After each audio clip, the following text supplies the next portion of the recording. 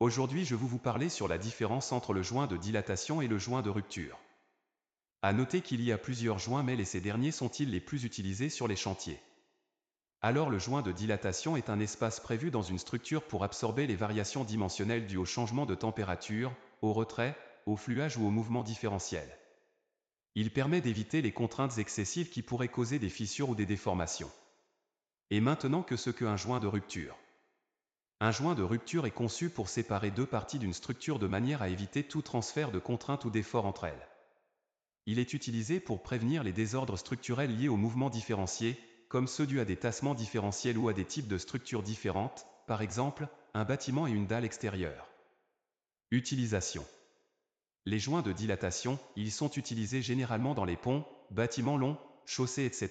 Ce derrière, il permet d'assurer la pérennité des matériaux en absorbant les variations.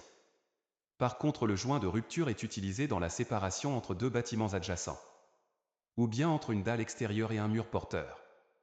En résumé, le joint de dilatation gère les mouvements dus aux déformations thermiques et physiques, tandis que le joint de rupture crée une séparation stricte pour éviter toute interaction structurelle entre deux éléments indépendants. Leur choix dépend des besoins spécifiques de la structure et des types de contraintes attendues. Suivez-nous sur notre page Génie civil études et suivi pour approfondir vos connaissances et découvrir des solutions innovantes dans le domaine de la construction.